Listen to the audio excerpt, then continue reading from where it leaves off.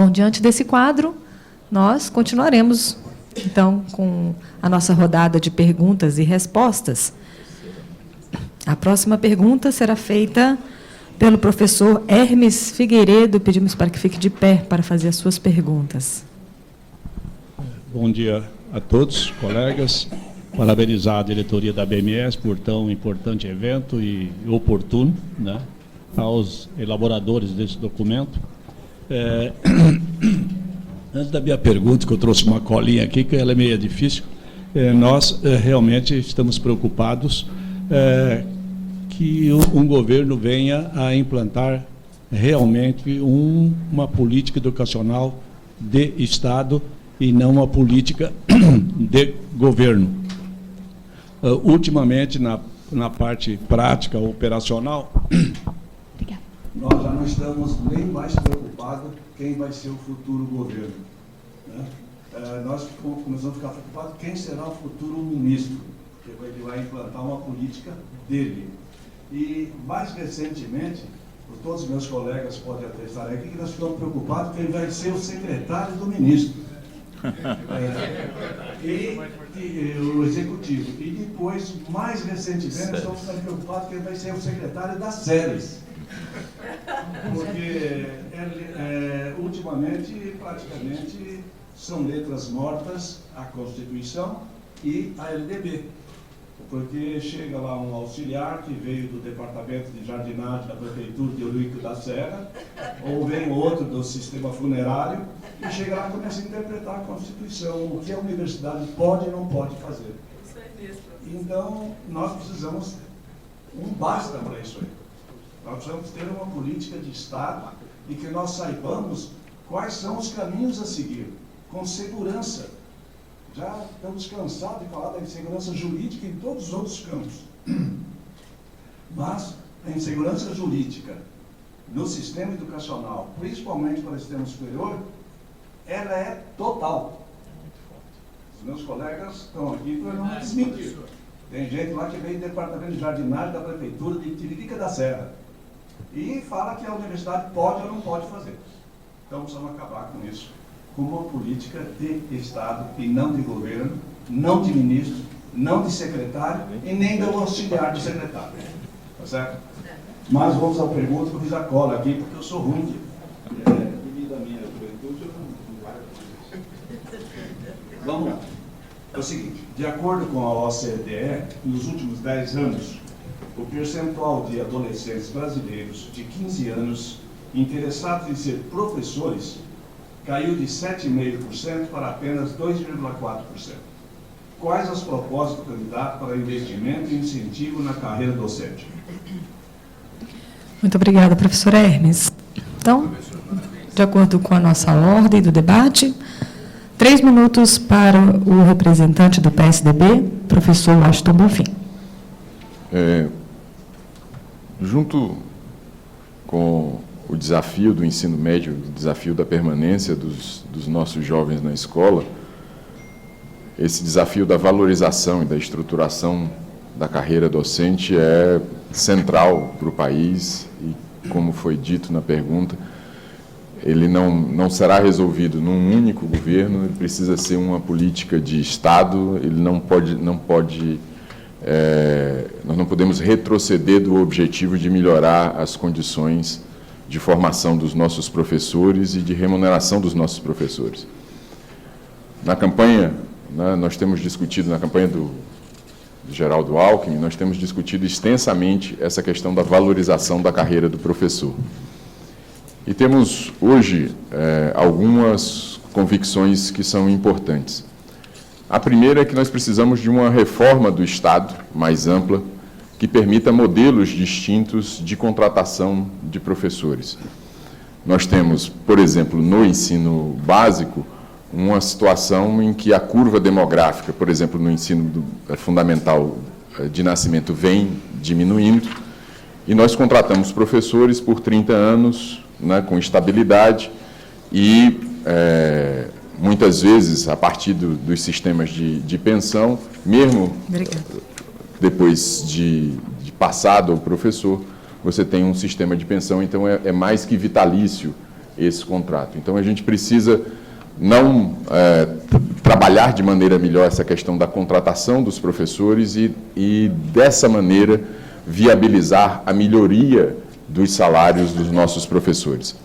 Não se trata de findar a estabilidade, se trata de diversificar o sistema, ter possibilidade de que você tenha novos tipos de contratação que não sejam tão onerosas para o poder público de maneira tão longeva, tão persistente. O outro ponto importante dessa questão da carreira do professor, afeita aí a questão do ensino superior, é novamente, volto a insistir na questão da diversidade institucional que nós precisamos ter para absorver, criar novas oportunidades de docência para os nossos jovens. Não apenas as funções clássicas, mas aprendermos com a diversidade com que o mercado vem mudando, com as formas diferenciadas de empregabilidade, a criar novos espaços de docência na sociedade brasileira. Eu acho que a gente vive um momento extremamente importante de mudanças e o setor público, mais que tudo, olha para o passado e não para o futuro. O que nós estamos propondo é olhar para o futuro e diversificar o sistema. Muito obrigada, professor Washington. Vamos ouvir, então, representando o Partido Rede, professor André. Professor, eu queria falar que eu adorei a sua introdução pragmática sobre essa precariedade dos tomadores de decisão no Ministério da Educação. Ela se repercute por toda a rede, por todo o sistema, pela ilegitimidade, pela impertinência de algumas decisões. E também, para ser pragmático, e para voltar um pouquinho na pergunta anterior, que eu não fui bem claro e específico quanto ao ensino médio, Marina Silva está propondo no seu programa de governo a revisão da Base Nacional Curricular do Ensino Médio, um rediálogo, porque nele houve um estupro. Desculpe a palavra muito forte, mas alguém que entrou no Ministério decidiu, por medida provisória, baixar sobre a nação inteira o seu próprio modelo de ensino médio. E isso causou feridas. Eu já visitei o Acre, já visitei Bahia, Rio Grande do Sul, Rio de Janeiro, tem feridas enormes por causa disso, por causa de decisões, às vezes, um pouco afobadas. Sobre a carreira, né, e dos professores no Brasil, ninguém ainda tomou a decisão de dizer que os professores são a principal carreira profissional de qualquer país que leva a educação a sério. Isso implica só em valorização? Não. Valorização é só salário? Também não. Também não. Precisa haver uma ampliação e um entendimento de reconhecimento desses professores. São pessoas machucadas. Infelizmente, em alguns estados, mais de 50 mil professores das redes públicas estaduais estão afastados por problemas de saúde psicológica e psiquiátrica, por completo abandono, falta de atenção e pela frequência em ambientes de violência. Então, mais importante também do que discursar sobre aquilo que pretende fazer, é importante dizer ou mostrar aquilo que se tem feito. Eu tenho defendido, muitas vezes sozinho, no movimento pela Base Nacional Comum, que os professores tenham prestígio social, que é o reconhecimento de que eles são essenciais. Isso precisa estar numa política nacional de formação de professores séria. Nós não vamos conseguir atrair os melhores jovens do ensino médio pagando 40% ou, às vezes, 50% daquilo que se exige das demais profissões que demandam formação superior. Isso precisa ser sério. A carreira precisa ser atraente. Senão, nós vamos continuar com esses percentis de pessoas interessadas em se formar em pedagogia. Não vai dar certo. Tudo está ligado ao financiamento? Sim, infelizmente está ligado aos recursos orçamentários para fazer direito. A Base Nacional Comum abriu uma frente de formação de professores e também gostaria de deixar como convite, como sugestão às mantenedoras de ensino superior que se aproximem desse processo nos estados e nos municípios para conseguir aprimorar e alinhar a formação de professores com a Base Nacional. Isso tende a dar bons resultados. Obrigada, professor André. Para a próxima pergunta, nós convidaríamos o professor Celso Nisquier, mas ele está acompanhando o representante, né, do candidato Jair Bolsonaro, mas nós pediremos ao diretor executivo da BMS, Solon Caldas, para fazer a pergunta no lugar dele. Bom dia, então, o Celso Nisquet representa o SEMERGE no fórum, né? O SEMERGE é o Sindicato das Mantenedoras do Rio de Janeiro, e ele está lá acompanhando o colega.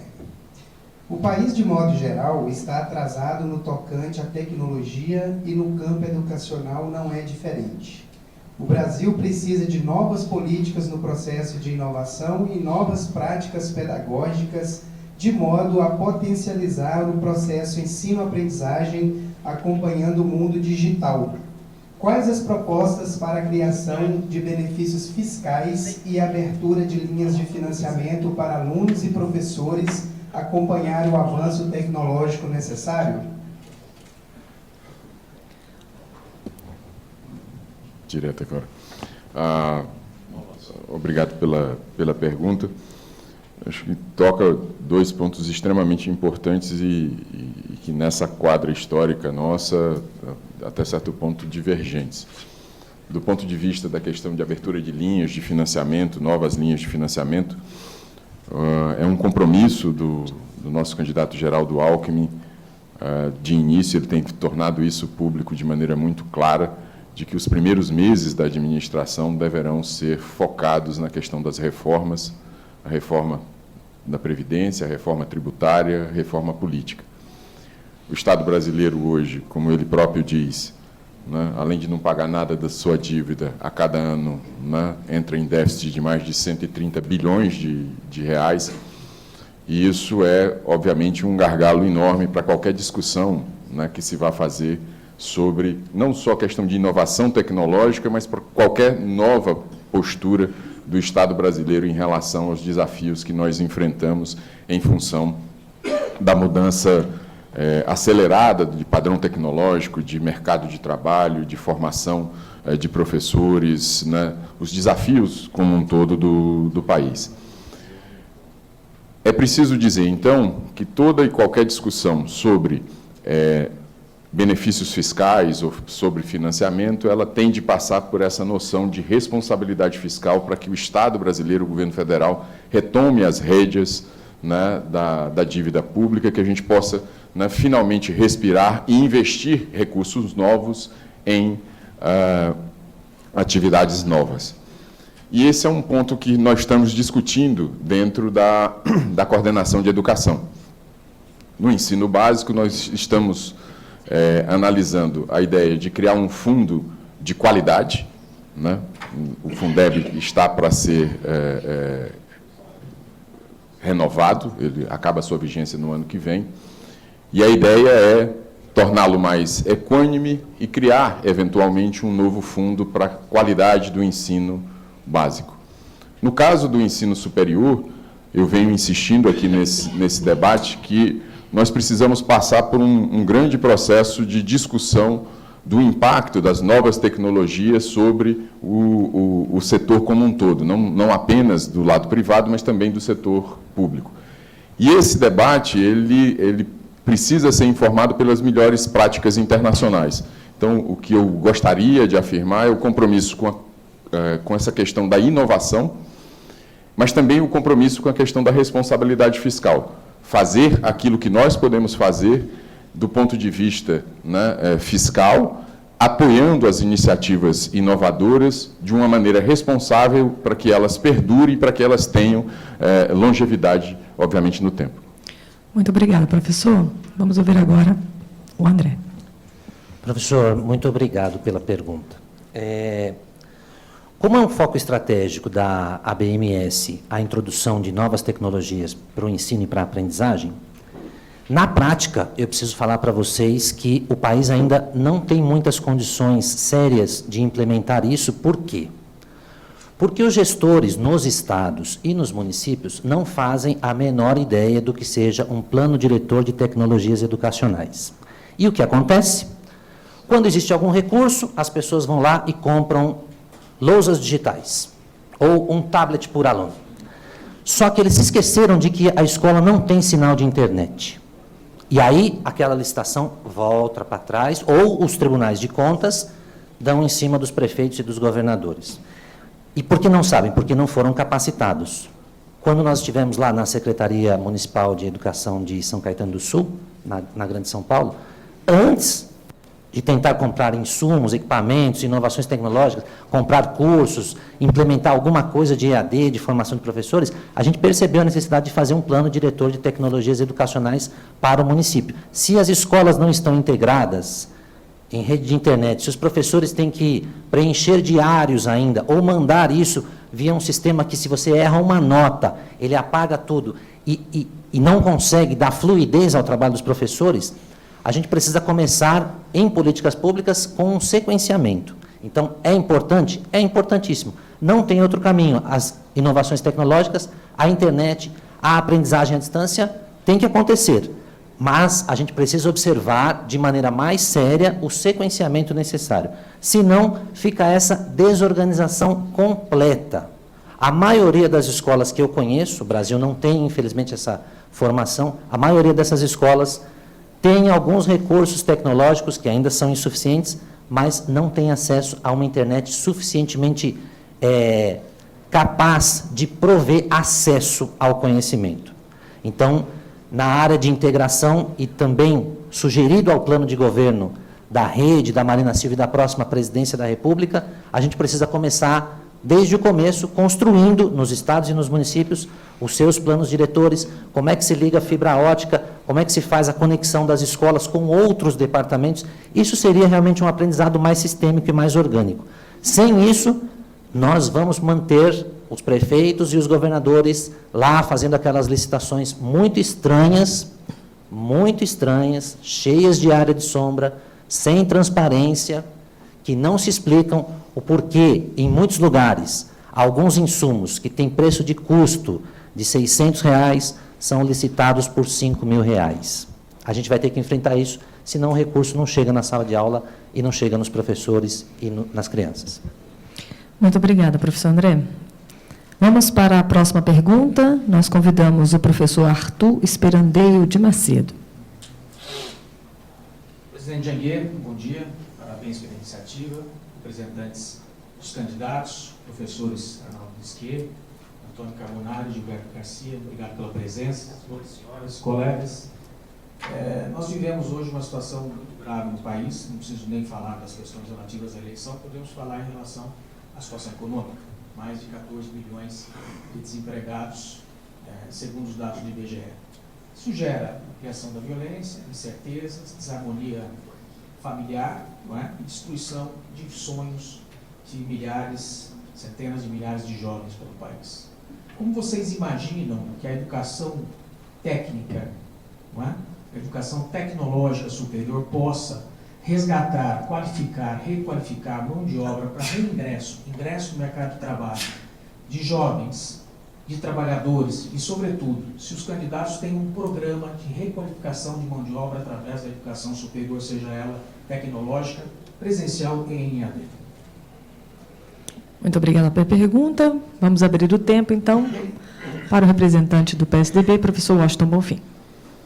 Agradecer novamente a pergunta, eu acho que é extremamente importante, eu já tive a oportunidade nesse debate de tocar essa questão. Acho que nós não temos nenhum receio de dizer que o caminho da educação tecnológica, o caminho, né, da associação entre educação e mercado de trabalho, a busca da integração entre mercado de trabalho e setor educacional é a grande saída para o país no médio e longo prazo.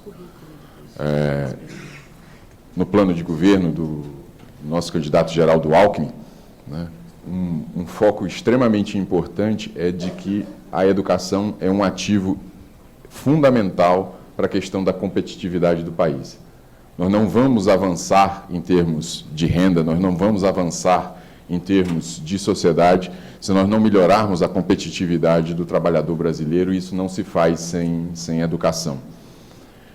O modelo que está estabelecido hoje no Estado de São Paulo, tanto das escolas técnicas, quanto das FATECs, quanto do Centro Paula Souza, é uma referência, por demais, eloquente do trabalho do Geraldo Alckmin nessa área. os níveis de empregabilidade da mão de obra que sai, né, dessas FATECs, os níveis, né, de excelência do ensino, a inovação dos currículos dentro dessas faculdades, são prova de que há um compromisso do Geraldo Alckmin com essa nova realidade do mercado de trabalho, com essa nova realidade de mudança econômica que é muito importante hoje. E faz parte do desafio brasileiro dos próximos anos de superação da crise. Esse modelo, obviamente que não do modo como ele é aplicado em São Paulo, ele precisa avançar para o restante do país e precisa, vou ficar insistindo nesse ponto, né, ser interpretado segundo as diversas realidades de um país tão desigual quanto o Brasil. Né? Nós temos um agronegócio forte em determinadas regiões, nós temos regiões vocacionadas, por exemplo, para as áreas de saúde, quer dizer, a estruturação, e esse é um debate que a gente pode fazer mais adiante com uma pergunta que certamente vai acontecer, a estruturação da questão do ensino tecnológico precisa responder à diversidade regional do país, precisa dialogar com o setor privado do país para que a gente possa, né, construir de maneira conjunta, né, alternativas que sejam importantes para o cidadão, sejam importantes para a economia e para o setor educacional como um todo. Muito obrigada pelo respeito ao tempo. Professor André, vamos, só um minutinho. Aí, pronto. Também, aqui me lembrei de uma coisa, de uma pergunta anterior, queria encaminhar essa questão para vocês anotarem aí nos projetos para os próximos anos. A busca ativa para o ensino médio mencionada já está sendo feito no campo da educação infantil pelo UNICEF no Brasil. Acredito que quem puder conhecer essa iniciativa de busca ativa, vale muito a pena, eles têm obtido resultados e indicadores bastante evidentes. Sobre os arranjos educativos locais. Eu sou egresso de uma escola técnica, que inclusive ontem estava lá no SEMESP em São Paulo, que é uma faculdade, uma universidade já, um centro universitário chamado ENIAC. Mas eu sou um dinossauro, lá dos anos 80, professor. Se nós não pensarmos, a articulação de parcerias intersetoriais, ela não é algo que possa acontecer e ter descontinuidade. Ela é um pensamento e uma abordagem sistêmica que depende também dessa liderança, muitas vezes até política. Não é só a meta do prefeito ou do secretário, mesmo do secretário estadual, focar e qualificar as escolas de ensino médio de tipo técnico, né, ou profissionalizante. Né? Isso tem que ser uma liderança porque esses jovens que já estão procurando ingressar no mercado de trabalho precisam ser demandados a partir dessa capacidade instalada, muitas vezes de arranjos que são industriais, complexos industriais, de agronegócio, de portuário, lá de onde eu venho, do Grande ABC, que é o complexo industriário automobilístico, mas também da defesa, em São José dos Campos, na área da saúde, enfim. Se não houver um pensamento estratégico, e isso é um drama, né, a falta de pensamento sistêmico, nós vamos continuar sofrendo dessas interrupções. Então, às vezes, tem algum avanço no ensino técnico e, de repente, ele é desfeito, ele é desmontado. Os seus efeitos não perduram no tempo. Isso acontece porque as políticas públicas e os planos setoriais não são implementados com essa devida força, com esse devido acompanhamento. Então, só para os senhores terem uma pequena ideia, né, da complexidade da gestão, dos 5.570 municípios brasileiros, nem todos eles sabem o que são os planos municipais setoriais de implementação de políticas. E como cada um deles tem início e fim em políticas decenais que não estão sincronizados, quem pensa em construir uma universidade, que é o secretário, talvez estadual, de algum lugar do Brasil, pensa em construir uma universidade, não está entendendo que existe um plano naquele lugar de mobilidade urbana. O outro que fez o plano diretor está pensando em expansão populacional em outra região da cidade. Os equipamentos de cultura, muitas vezes, estão sendo pensados no plano municipal de cultura em outra área. Essa falta de sincronicidade dos planos estaduais e municipais fere de maneira assim, muito dura a possibilidade de se programar isso de maneira melhor. Isso precisa ser corrigido. Muito obrigada. Vamos ouvir agora a sexta pergunta, que será feita pelo professor Edgar Larry.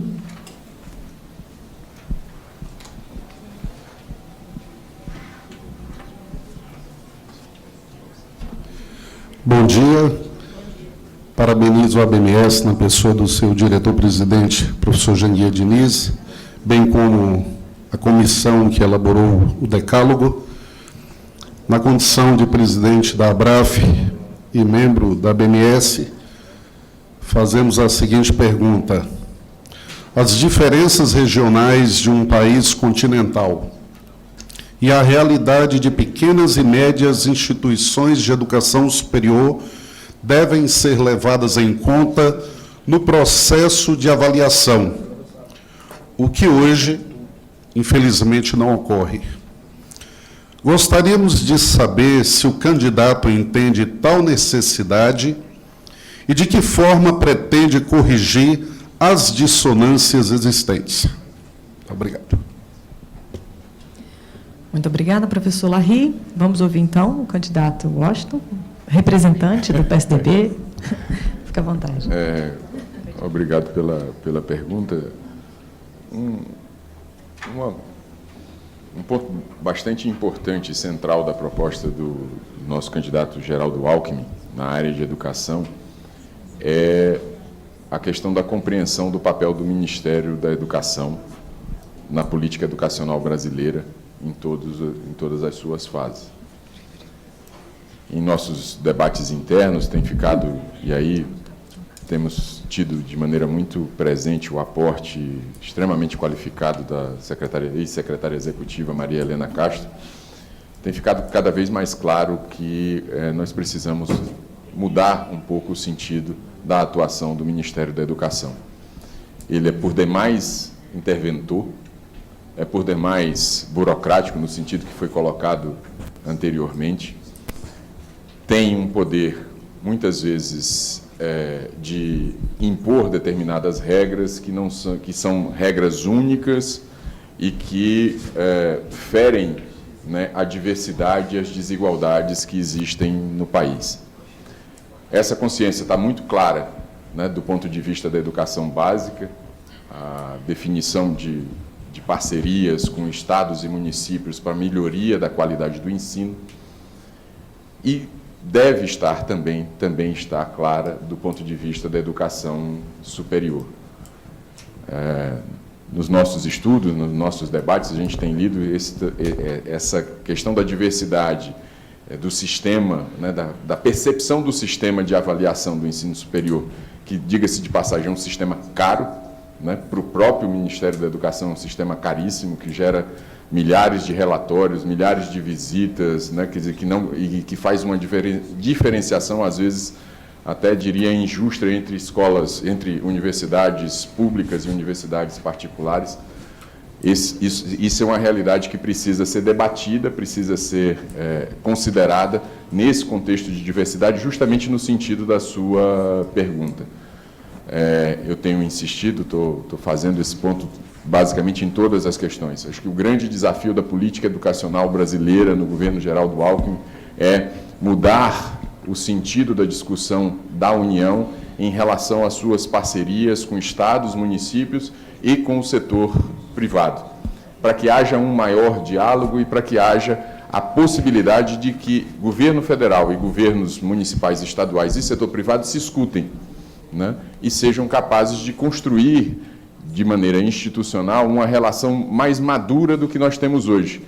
E, para finalizar, sem o aspecto acadêmico exagerado que permeia basicamente todas as avaliações. Muito obrigada, professor. Vamos ouvir agora o professor André. Professor, muito obrigado também pela pergunta. O ENAD e os sinais, né, o sistema todo, como um todo, ele foi montado, e ele ainda está montado, assim como os demais indicadores do INEP, para a surpresa de todos, talvez, de maneira ainda declaratória. O que é isso? Os dados todos da educação no Brasil, inclusive segundo o professor Chico Soares, que presidiu recentemente o INEP, os dados todos são meramente declaratórios. Não existe capacidade ainda técnica do Ministério da Educação de auditar estes dados para saber exatamente, com clareza, se os indicadores revelam a realidade de cada uma dessas unidades, que de fato apresentam diferenças regionais enormes. Então, o que nós estamos propondo, tanto para o ENAD e como para os SINAIS? De que seja feita inicialmente uma declaração de propósito. Qual é o objetivo do sistema como um todo? Respeitadas as diferenças regionais, quais são os valores que regem a avaliação da educação superior no Brasil? Quais são esses valores? Isso precisa estar explícito. Não pode ter aquela mudança que foi dita anteriormente, da ênfase de cada um de acordo com as suas conveniências ou de acordo somente com as suas convicções. Isso precisa ser pactuado. Quais são os valores que regem esse sistema? Qual é a visão? Onde nós queremos chegar, avaliando em larga escala, de maneira repetitiva, todas essas instituições de ensino superior? E qual é a missão? O que ele pretende entregar? Acredito eu que uma das implementações práticas desses resultados seria um plano de comunicação. Os resultados aparecem e logo em seguida eles são esquecidos. Eles não entram no debate com a devida ênfase para saber onde estão exatamente os pontos fortes e os pontos frágeis das instituições e qual seria eventualmente uma capacidade, talvez de coordenação ou de articulação do Ministério da Educação para corrigir esses rumos. Então, o que nós temos, e ontem lá em São Paulo foi dito isso, o que nós temos, infelizmente, é que algumas instituições não conseguem entregar o direito de aprender, o direito à educação. O que acontece é a impressão de uma qualificação, né, de um diploma de curso superior, mas a pessoa não consegue entrar no mercado de trabalho ou vai conseguir apenas um subemprego. E isso não atende o objetivo inicial. Então, nós temos proposto esta visão, esta abordagem sobre os sistemas de avaliação como um todo, mas especificamente o ENAD e os SINAIS, para que isso seja corrigido no Brasil e para que a gente possa ter algo mais concreto, porque não se pode administrar, não se pode gerenciar aquilo que você não consegue medir, que você não consegue avaliar com clareza. É isso. Muito obrigada. Professor André, só para conhecimento, o professor Stavros está recebendo neste momento o atendimento médico e, caso ele melhore, ele retorna aqui ao nosso debate. Vamos ouvir agora a próxima pergunta do professor Gabriel Mário Rodrigues, ele que é presidente do Conselho de Administração da BMS e ex-secretário executivo do Fórum, representando o professor Paulo Cardim, da Confenem, que não pôde comparecer a este evento. Bom dia para todos. Professor Janguier, satisfação de vê-lo aqui com o êxito deste evento. Mas seria importante você pegar o que o nosso amigo Hermes falou, porque as entidades, com o dia a dia, preocupadas com a parte operacional, ficam lidando com os serventes. É isso. Por falar, na hora que ele estava falando, de 10 anos atrás, 10, 15 anos atrás, numa das secretarias, tinha uma servente, eu não lembro o nome, tinha uma servente que era da parte de limpeza e tal, e depois os funcionários, ela ficou atendendo o telefone, né? E atendendo, ela que prestava as informações, 10 anos atrás. Essas prestações. Então, eu penso que a BMS deve, quer dizer, fortalecer esse foco para entrar nas políticas públicas junto com a área de governo, porque senão cada um fica pensando numa coisa. Então, acho que o objetivo principal dessa nossa reunião é fazer com que, daqui para frente, a gente possa falar com as estrelas e não com o pessoal lá de baixo. Eu, falando do Jair, deixei de cumprimentar o meu amigo Nisquier, o meu amigo Carbonari e o meu amigo Gilberto. Satisfação de vê-los aqui. E a minha pergunta, né, a pergunta da Confenem, é sobre financiamento, né? É fundamental a diversificação e ampliação do acesso à educação superior para o desenvolvimento do país. Os programas de inclusão social, como o ProUni e FIES, são imprescindíveis nesse momento, nesse processo. Gostaríamos de saber se os programas citados serão mantidos e ampliados de modo a atender a demanda anual de mais de 1 milhão de novos alunos. Muito obrigada, professor Gabriel. Vamos ouvir, então, a resposta do representante do PSDB, professor Washington Bonfim. Essa é uma pergunta fundamental para todo esse debate, principalmente aqui na ABMS. E eu insisto na colocação que fiz anteriormente sobre a questão do ajuste fiscal, das condições que a gente tem de retomar o Estado, digamos assim, a solvência do Estado brasileiro. Esse é um compromisso da campanha do Geraldo Alckmin, um compromisso, né, que eu já faço questão de retomar, de que, como foi feito em São Paulo, como tem sido feito em São Paulo ao longo dos anos, São Paulo é uma referência em gestão, e é uma referência em gestão, inclusive, do ponto de vista de equilíbrio fiscal, da capacidade do Estado de São Paulo de prover, né, os serviços de segurança, de educação, de saúde, de maneira adequada. Eu acho que esse é um ponto fundamental para a gente ter como lugar de partida da discussão. Com relação à questão do FIES e do ProUni, o programa de governo mantém a compreensão de que eles são absolutamente centrais para, né, o sistema de educação superior, para a ampliação, né, da matrícula. Mas, obviamente, que em face da minha primeira colocação, ele precisa ser redimensionado de maneira a corrigir, por exemplo, os erros, por exemplo, de excesso que houve durante determinado período de tempo, a sua dificuldade principal, que é a questão de uma inadimplência que é muito importante, termina se transformando num problema fiscal grave para o país. E ontem, no debate na CEMESP, surgiu uma discussão bastante interessante sobre empréstimos condicionados à renda, que acho que é algo que podemos avançar na discussão.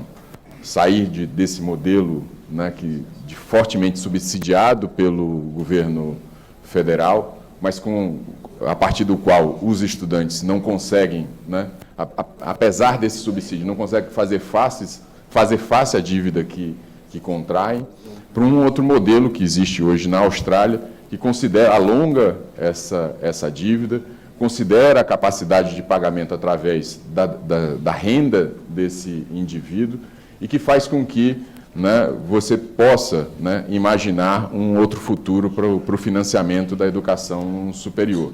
Acho que esse é um debate que foi muito importante, muito recente, colocado ontem, a partir do documento do CEMESP, e é algo que nós estamos levando para a coordenação da campanha, para análise e fazer as contas, digamos assim, para que a gente possa efetivamente sair desse problema que nós temos hoje com o financiamento da educação superior.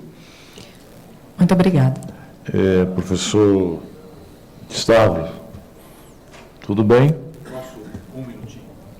Pronto, eu vou repetir essa pergunta, que vai ser respondida pelo professor André agora, e depois o senhor, que é a 7ª pergunta, que foi feita pelo representante da Confenem, que é em relação ao ProUni e ao FIES, né?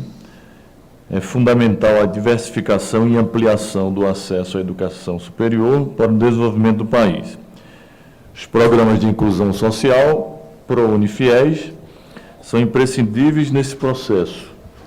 Gostaríamos de saber se os programas citados serão mantidos e ampliados de modo a atender a demanda anual de mais de 1 milhão de novos alunos. Então, o professor André vai responder, depois do senhor, certo? Quero novamente estender o meu convite pessoal para que os senhores leiam o plano de governo da Rede Sustentabilidade. Nas conversas que eu tive com Marina, ela se comprometeu, e está escrito lá também, mas é uma das nossas obsessões, que o investimento em educação, ainda mais com 75% das matrículas, que o investimento da educação tenha duas frentes, seja ampliado e seja bem gerido. Por que ampliado? Porque, em termos totais orçamentários, nós investimos na média, um pouquinho acima da média de alguns países da OCDE, mas isso, per capita, no valor por aluno por ano, ainda é muito insuficiente do orçamento total da educação, existem outros gastos que demandam, obviamente, uma atenção maior por terem fatias maiores do orçamento, como juros, amortização da dívida, serviços da dívida e o desafio de combater privilégios na Previdência. Passada desta fase, ou seja, dessa necessidade de se ampliar os investimentos para fortalecer, eventualmente, com ajustes, né, do FIES e do ProUni no próximo governo, é necessário que a gestão dos recursos seja melhor. É necessário que se faça, inclusive, e temos conversado sobre isso lá na coordenação da campanha de educação, uma aliança para governo aberto. É preciso que a sociedade saiba como o sistema tributário arrecada recursos, como isso é armazenado no CIAF e como é feita a redistribuição. O Brasil precisa acender um sol em cima do orçamento da educação. É preciso acabar com o espaço para que alguns políticos tomem a decisão de submergir na área de sombras e depois serem alcançados por operações de combate à corrupção. A gente vai ter que enfrentar isso. Como é? Esta aliança para governo aberto implica em transparência. Acho que as instituições de ensino superior podem dar uma boa contribuição na análise de dados abertos do orçamento e dos indicadores de educação. É preciso fortalecer a gestão pública federal dos estados e dos municípios nas práticas de compliance e accountability. Vocês vão ficar surpresos, mas eu também fiquei, quando eu fui no Tribunal de Contas da União e na antiga Controladoria Geral da União, eles me informaram de que o governo brasileiro só começou a adotar práticas internacionais de contabilidade do setor público no recente ano de 2014. Tudo que foi feito para trás não se tem exata clareza ou não se pode afirmar ou certificar de que esses dados são fidedignos na ponta do lápis. E aumentar o controle social, aumentar a comunicação desses dados orçamentários e do que acontece no FIES e no ProUni, e inovar tecnologicamente para que esses investimentos não se percam nos meandros da burocracia e da corrupção estatal do governo federal. Muito Esses obrigada, são compromissos André. nossos. Vamos ouvir, então, a resposta do representante do PSL, professor Stavros. Muito obrigado. Antes de responder, deixa eu só dar um esclarecimento aqui. Nunca me aconteceu isso, mas aparentemente, pelo que o pessoal do SAMU me disse, deve ser por causa do estresse de alguns dias aí mal dormidos. Tive uma epopeia aí com um problema de um familiar que fez com que eu não dormi, deve ser isso. E não estava com pressão baixa, ao contrário, estava com pressão alta, algo que não... Exatamente. Então, deu uma estabilizada agora, vou tentar participar de debates. Se eventualmente não me sentir bem, eu me sinto em casa aqui, tá certo? Eu peço desculpas e depois eu posso passar por escrito todas as respostas para não prejudicar nem a minha fala e nem o programa de governo do nosso Jair Bolsonaro, ok? Muito obrigado. A parte de financiamento da educação é fundamental, não tenha dúvida. Eu tenho conversado isso com o nosso núcleo econômico e confesso a vocês, eles não me deram ainda a resposta dos números. A única coisa que eu posso adiantar é que nada vai ser descontinuado, serão feitos os cálculos em termos de quais ajustes serão necessários. Obviamente, sistemas de controle não serão só para o FIES ou, eventualmente, para os outros elementos que compõem todo o processo educacional, mas compliance, accountability, transparência deve ser introduzido, fluxos mais fáceis para que se chegue. E uma coisa que eu particularmente acho que deva ser introduzido, tanto para facilitar acesso no ensino que a gente chama formal, o ProUni deve continuar e favorecer alunos, bons alunos, com bolsas integrais, mais do que bolsas pela metade, eu sou muito a favor disso, né? E eu também tenho o desejo mais pessoal, pelo que eu vejo, de acesso à educação através de educação aberta. Então, isso é algo que a gente tem a UAB, só que a Universidade Aberta do Brasil não é uma universidade aberta no conceito da universidade aberta por si. Então, parte desse processo será também feito pelo acesso da Universidade Aberta. Em termos de FIES, melhor gestão, com certeza. Ontem, no evento do semestre, foi muito bem lembrado pelo meu colega aqui, a gente viu uma luz no fim do túnel, onde na Austrália se atrela o pagamento à renda do indivíduo. A gente sabe que isso tem complicações e desafios aqui, porque a gente tem pessoas jurídicas, a gente tem autônomos, etc. Mas eu acho que a gente pode achar caminhos nesse sentido. Então, o que eu posso tranquilizar vocês em relação a isso é que não terá descontinuidade em relação ao financiamento, faz todo sentido, só devemos ter mais controle, porque hoje nós estamos carregando, em termos de patrimônio público, em torno de 70 bilhões nos próximos 7, 8 anos, e isso continua lá para frente para pelo menos 4, 5 governos. Ok? Muito obrigado. Muito obrigada, professor. Nós lembramos a todos que a BMS preparou um material inédito, reunindo o plano de governo, as propostas dos todos os 13 candidatos à presidência na questão da área educacional, principalmente voltada, enfocada aí na educação superior. Vamos para a 8ª pergunta. Para fazê-la, nós passamos a palavra para o conselheiro do CNE, Antônio Carbonari Neto. Ok. Eu queria colocar aos colegas apenas um preâmbulo, né? Agradecer ao professor Janguier pelo convite, pelo incentivo que nós tivemos até para poder escrever isso aqui. Nós somos bastante provocados pelos colegas aí. O item 8 fala do EAD. Há 2 conceitos aqui do EAD, como educação à distância ou como uma educação online, conectada. Todos nós aqui, há muito tempo atrás, eu, muito mais que vocês, nós já fizemos EAD, né? Quando éramos crianças, nós tínhamos lição de casa, não tinha? Professor, vai fazer a lição de casa fim de semana na sua casa. Né? Então já tinha EAD lá. E foi deturpando o conceito é universal. Já era universal o EAD. Então, eu preciso colocar isso. Isso aí é uma inovação. É uma inovação. Não, eu tenho que buscar a raiz histórica. Eu fui daqueles, na minha geração, como matemático, como educador depois, que o foco da educação saiu do ensino e foi para a aprendizagem. Está claro isso? Sim. Quando você fala que o foco é o ensino, você fala no professor. Quando você fala na aprendizagem, você fala no tutor. E a grande pergunta dos pedagogos e educadores da minha época é assim, como é que o aluno aprende? Então, hoje, eu acredito que o aluno aprende por esforço próprio e tutoria. Então, entenda que quando eu defino o foco do ensino para a aprendizagem, diminui o número de professor, sim, nasce o tutor. Cresce o mercado de trabalho do tutor, pode ser até que ganhe mais, ele vai se conectar a 200 alunos na semana, não só a 50, né? Pode ser na casa dele, etc. Então, quando a gente fala em EAD, a gente tem que entender o EAD online e outro nome que se dê, é muito antigo, e ele não é radical como a gente pensa, tudo EAD, tudo presencial, não, é a aprendizagem do aluno.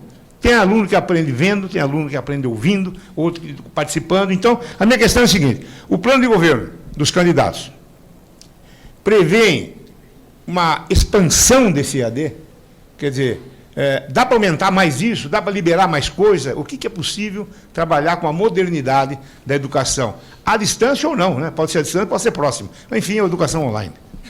Muito obrigada, professor Carbonari. 3 minutos para o professor Washington Bonfim. Novamente agradecer a questão, extremamente importante, a introdução muito assertiva. Nós temos um desafio importante que está considerado no plano de governo de Geraldo Alckmin, que é colocar, do ponto de vista da educação superior, a questão da inovação, isso já foi colocado aqui, e os novos mecanismos de aprendizagem, como foi bem colocado no preâmbulo aqui da pergunta. E aí eu queria fazer uma pequena digressão, no sentido do que foi colocado pelo presidente da CEMESP, quer dizer, nós temos um setor burocrático estatal extremamente avesso à inovação, né, e extremamente receoso de deixar qualquer lugar de liberdade para que as instituições, especialmente as instituições privadas, possam ousar e inovar. Eu acho que essa é uma cultura do Estado brasileiro, uma cultura que precisa ser modificada ao longo do tempo, né? E o ensino à distância e essa mudança do padrão, quer dizer, do ensino para a aprendizagem, como foi dita, e a mudança de sentido do papel do professor precisa ser considerada nas novas políticas, inclusive no EAD. Acho que esse é um ponto extremamente significativo. Em vários lugares do mundo, por exemplo, Colômbia, você tem o conceito hoje da flip class. Não é o professor que vai para a sala de aula dar o conteúdo. Ele coloca o conteúdo a priori, o Google tem praticamente tudo que você possa encontrar, e o professor vira um tutor, alguém que resolve problemas, que resolve dúvidas, e o conhecimento avança a partir da parceria entre alunos e professores. A EAD faz parte desse novo contexto da educação brasileira. O grande desafio, né, de política pública para os próximos 4 anos é justamente nos adequarmos, inclusive do ponto de vista de legislação, para buscar o melhor arranjo institucional, para que isso possa prosperar. E porque, no contexto de desigualdades, eu insisto sempre nisso, no contexto de desigualdade que nós vivemos no Brasil, que nos é tão característico, nós tenhamos a oportunidade de usar essas novas metodologias em favor da aprendizagem e em favor do desenvolvimento do país, da competitividade, como é o pensamento central do plano de governo do nosso candidato Geraldo Alckmin. Muito obrigada pelo respeito ao tempo. Vamos ouvir agora o professor André. A partir de agora, o senhor tem 3 minutos. Na era em que nós vivemos, as práticas pedagógicas necessariamente terão que ser atualizadas. É uma realidade, professor, que existem excelentes práticas com bons resultados, até mesmo na aplicação de inteligência artificial no ensino. Então, o que nós mencionamos no plano de governo é que o ensino, esse ensino à distância, ele pode ser, sim, expandido. Na verdade, eu acho até que hoje ele é tímido ainda no Brasil. Mas não é expandir simplesmente por expandir. Ele precisa de qualidade. Por quê? Eu quero justificar isso de maneira direta porque eu sou filho de professora. É óbvio que os conteúdos estão disponíveis. Aliás, a primeira parceria desta empresa citada, né, do Google, a primeira parceria com municípios, essa empresa realizou lá no município de São Caetano. A gente queria colocar todos os conteúdos curriculares disponíveis para a cidade toda, através de nuvens de internet. Mas é isso que garante a aprendizagem? Infelizmente, não é. Não é o conteúdo simplesmente estar disponível. Ele precisa ser significativo. E o processo de ensino-aprendizagem acontece especialmente na relação com professores. Nós não ensinamos aquilo que nós sabemos. Isso é memorização. Nós ensinamos aquilo que nós somos. Então, para nossa sorte, a Base Nacional Comum Curricular do Brasil incorpora as competências gerais, em especial as habilidades socioemocionais e com destaque para o autoconhecimento. Por quê? Se crianças, jovens e adultos jovens não sabem exatamente definir, através da sua própria escala de valores, qual é o seu propósito de vida, o que é que ele veio fazer aqui, veio trabalhar em quê, ele vai aprender muitas coisas que provavelmente todos nós aprendemos e nós vamos nos esquecer. Elas não vão ser úteis, não vão ser aplicáveis, não vão estar contextualizadas. Eu consigo formar bons médicos exclusivamente por EAD? Obviamente que não. Eu consigo formar bons professores por EAD? Também não. É preciso dessa relação. É preciso o vínculo. É preciso que as pessoas interajam.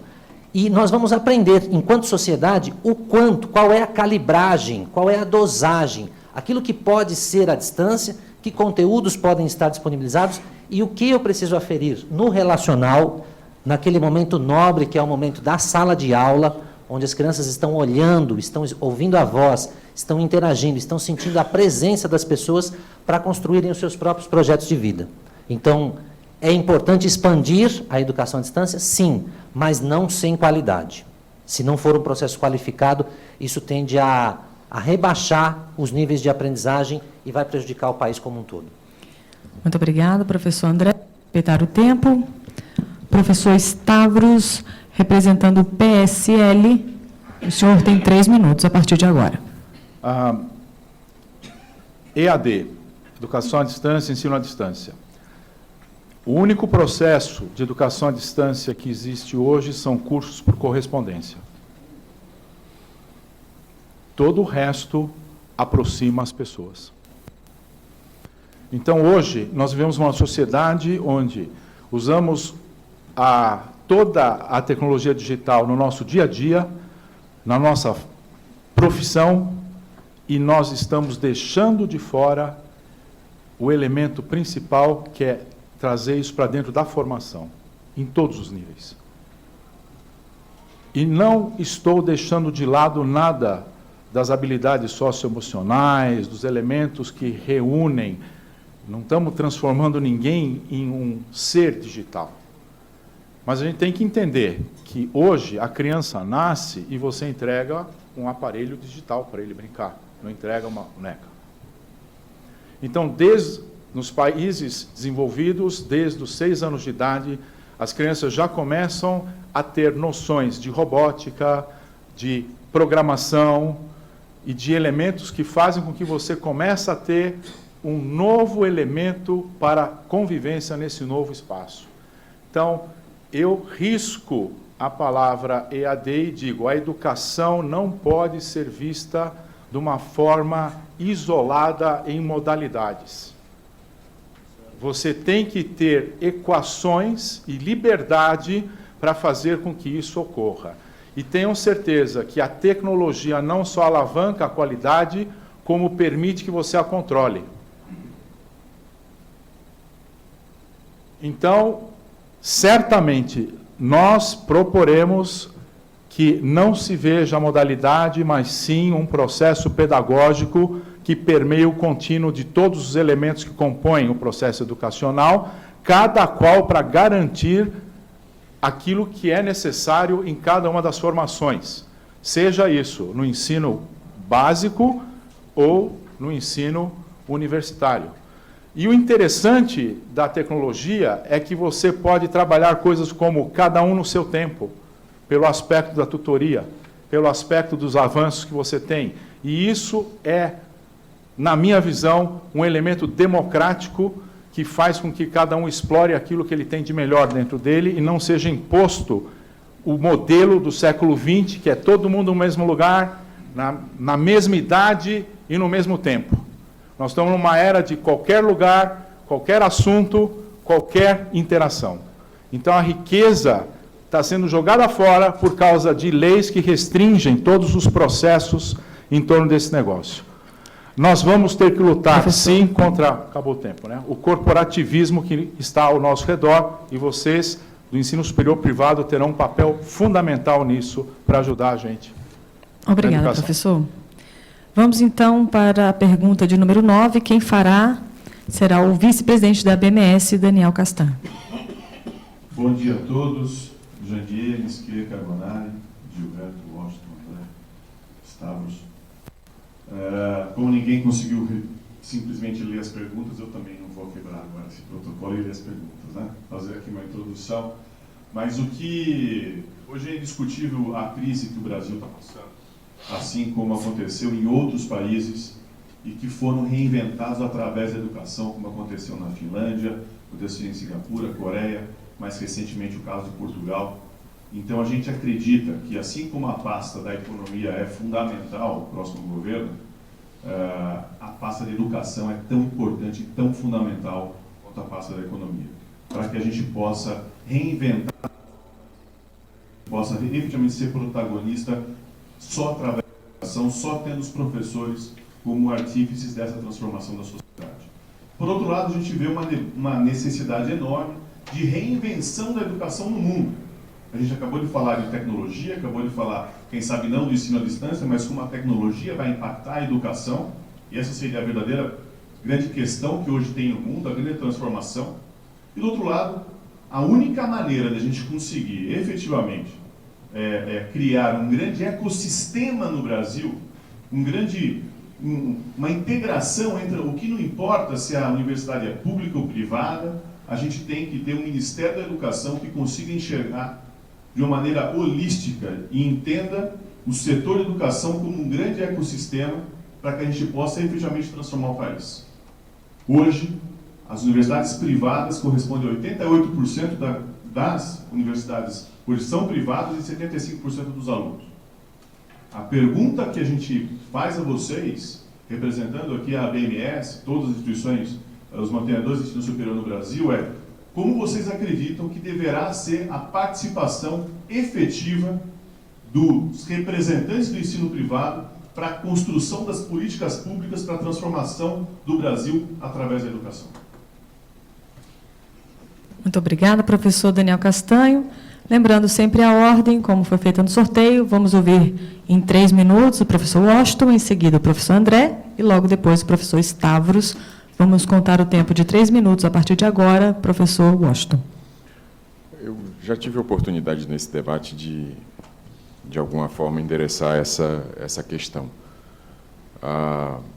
Existe uma compreensão da campanha do Geraldo Alckmin, do nosso candidato a presidente, de que é preciso uma inflexão do papel do MEC na política educacional brasileira.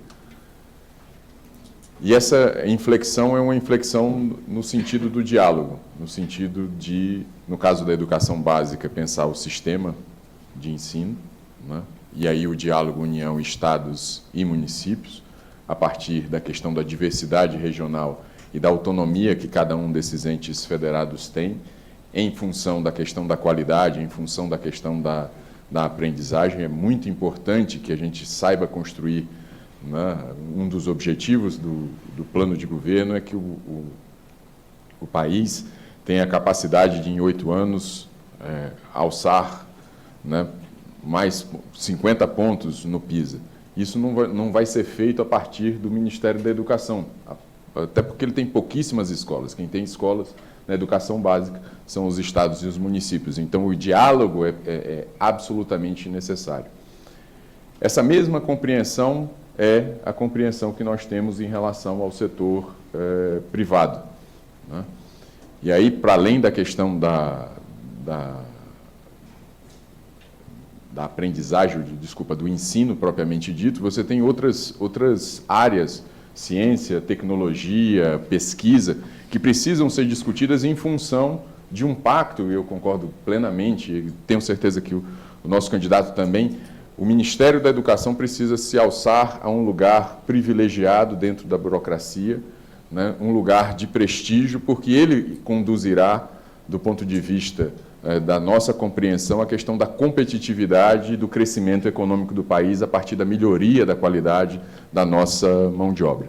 Isso não será feito isoladamente pelo Ministério, pelo governo federal, não será feito isoladamente pelas universidades federais ou estaduais, será feito em conjunto. É essa capacidade que o próximo Ministério da Educação, na gestão geral do Alckmin, precisará ter, né, de abrir o diálogo, criar os espaços ou reforçar os espaços de diálogo para que cada um, dentro do que eu já falei aqui, no sentido de diversidade, de inovação, de maturidade institucional, possamos construir um projeto de país em que a educação seja o carro-chefe para o aumento da competitividade e, principalmente, a redução da desigualdade no Brasil. Muito obrigada. Professor André. Professor Daniel, muito obrigado pela pergunta. Porque até aqui no Brasil, em pleno século XXI, o nosso foco é quase que exclusivamente em ciclos econômicos. Ou seja, existe uma prevalência de importância no debate, tanto no governo quanto na sociedade, das questões econômicas. Sozinho, lá no Movimento pela Base, eu tenho proposto já há alguns anos esta abordagem de educação holística.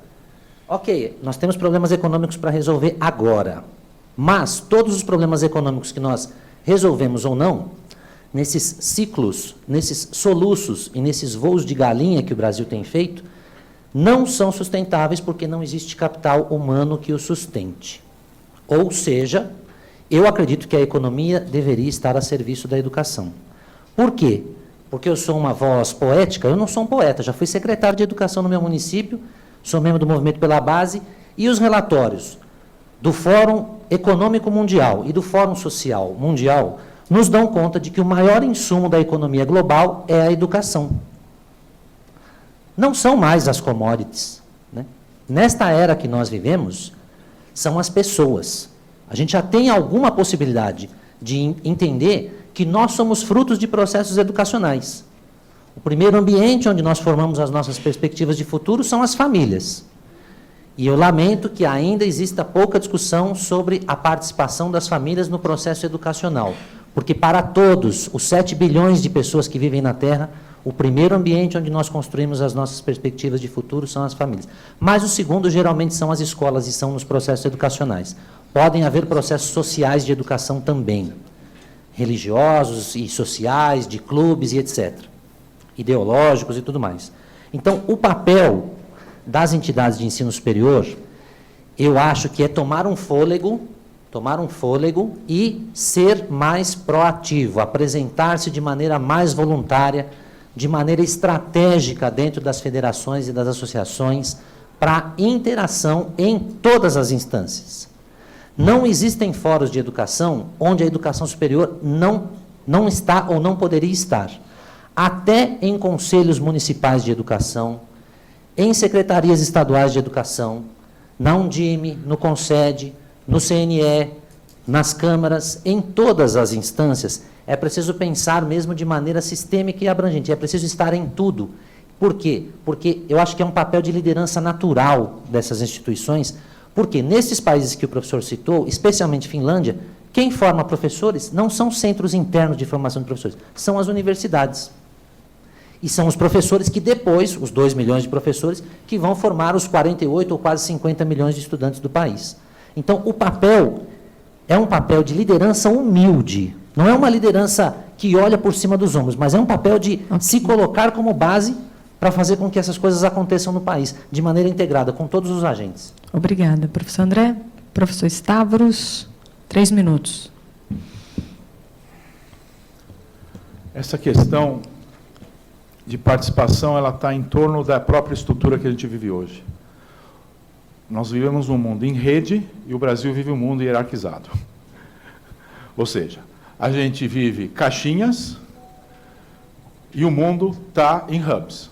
E esses hubs vão do indivíduo, do grupo organizado, da instituição, da organização, etc., e compõem uma nova visão global, na qual, no nosso caso, a demanda mundial de educação superior, que deve ser considerado o mercado nosso, em 2030, é de 430 milhões de novos demandantes. Isso sem levar em conta estudo profissionalizante e nem extensão. Não tem como você montar nada de longo prazo se não trabalharmos em rede. Ou seja, não só o Ministério da Educação terá que entender que seu papel será um papel de parametrizar elementos para que sejam colocados e as inteligências todas terão que participar. A gente cita os órgãos existentes, sem demérito nenhum a todos que foram constituídos. Eu tenho certeza que todos devem ser revistos e talvez novos elementos, novas estruturas terão que ser colocadas para que sejam discutidos esses aspectos. Se a gente separar não só no contexto do setor privado da educação superior, né, vamos olhar o setor privado como um todo. A gente não tem uma agenda de inovação e empreendedorismo. A gente fala em ciência e tecnologia e simplesmente coloca pessoas politicamente lá e não alinha isso com a pesquisa, onde a gente tem pesquisas que não servem para nada em relação a gerar patentes de coisas que são inerentes à riqueza desse país. Não vou entrar em mérito, porque não tenho tempo, mas, por exemplo, ciência, tecnologia, inovação, ciência e tecnologia são os meios para atingir isso, tem que estar super ligados ao setor privado e talvez muito menos vinculados ao MEC. O MEC tem que se concentrar em gerar a recuperação da nossa base, dos jovens e das crianças que têm que se tornar bons ou boas matérias-primas para consumo no ensino superior. Então, obviamente, a estrutura tem que mudar e, certamente, não só participar nos entes que a gente chama de conselhos ou os nomes que a gente dá para eles hoje, mas certamente rever essa estrutura. E talvez esse seja o grande papel do MEC, numa grande discussão de uma nova reforma de como esses elementos devem interagir no mundo em rede, não hierarquicamente mais. Ok, muito obrigado, professor Stavros. E para a última pergunta, convidamos o professor Arnaldo Nisquier. Amigos, eu acho que eu não fui enfático quando agradeci ao Janguier Diniz a indicação para coordenar o grupo de trabalho que fez esse diálogo. E fui menos enfático ainda, agradecendo aos meus companheiros de grupo de trabalho, o meu amigo de tanto tempo e da matemática, Carbonari, e é o meu mais novo amigo de infância, que é o professor Gilberto Garcia, reitor da Universidade de São Francisco e diretor da editora Vozes, que é uma das mais importantes do nosso país, e por onde eu já editei alguns livros infantis de saudosa memória. Vou ler a minha pergunta. O Brasil precisa estabelecer políticas de longo prazo na educação superior, conferindo maior segurança jurídica para investimentos que demandam anos de dedicação e estabilidade regulatória. Como estabelecer políticas de longo prazo sem que a troca dos ocupantes dos cargos decisórios e de governo ocasione modificações drásticas nas diretrizes traçadas para o ensino superior? Pela ordem, professor Washington, 3 minutos. É uma pergunta extremamente desafiadora, porque, infelizmente, a tradição da burocracia pública, da nossa política, transforma essa questão da mudança de governo em mudança de política. Isso está no menor município que você possa imaginar e também está na União, e é algo que precisa ser construído de uma maneira completamente diversa. Eu já mencionei aqui algumas vezes o fato de que, do ponto de vista da campanha do Geraldo Alckmin, duas coisas são extremamente importantes para a política educacional. A primeira, a visão de que a educação é uma alavanca para a competitividade do país. A segunda, que, em sendo assim, ela é um instrumento de redução de desigualdades e de aumento da equidade no nosso país. Esses dois objetivos, digamos assim, esses dois valores que estão colocados no plano de governo como ponto de partida da próxima gestão, eles remetem àquilo que eu acabei de colocar na pergunta anterior, a questão do diálogo, remetem à questão da construção, né, de uma ação, como foi dito aqui anteriormente, menos hierárquica, mais em rede, menos hierárquica, mais colaborativa.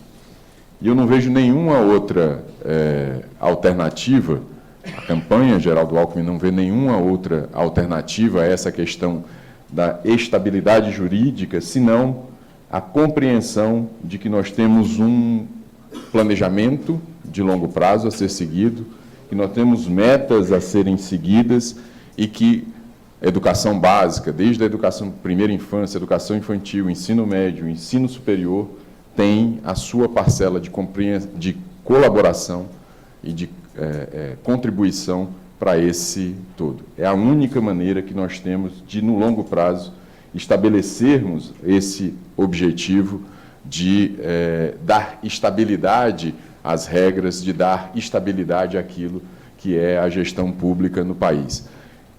Por algum momento, em alguns governos, nós perdemos essa visão de longo prazo, ficamos parados numa visão extremamente consumista da vida, sem capacidade de inserção ou com modelos errados de inserção do país economicamente, né, no mundo, e isso nos legou uma crise econômica extremamente grave, e sem que o próximo governo avance nessa questão de discussão de qual é o nosso rumo, nós não teremos esse objetivo nem para a educação superior, nem para nenhum outro objetivo do país. Nós precisamos avançar na questão de discutir o nosso futuro. Muito obrigada, professor. Vamos ouvir agora o professor André. Professor Arnaldo, na prática da gestão pública no país, as figuras que estão lá, os implementadores de políticas públicas, não tiveram talvez uma formação suficiente em compreensão sobre essa ilusão das separações. No Brasil, nós sofremos de uma praga na gestão pública, que é a descontinuidade dos programas, às vezes dentro do mesmo governo e dentro do mesmo partido. É um drama, mas não é causa. Isso não é causa, isso é efeito da não compreensão da fragmentação das políticas públicas. Eu tenho me aprofundado nisso. Nas discussões da formulação do plano de governo, eu tenho dito e posso provar que a fragmentação das políticas públicas é a causa dessa descontinuidade. E a fragmentação acontece em várias formas já observadas e, inclusive, publicada recentemente pelo IPEA, num livro, onde eles demonstram as fragilidades de implementação de políticas públicas, porque elas quase sempre são construídas de forma fragmentada. Então, quando superarmos isso, de verdade, o FIES, o Fundeb serão permanentes. Quando superarmos a fragmentação da gestão, da construção de gestão de políticas públicas, nós vamos superar o não cumprimento das metas do Plano Nacional de Educação.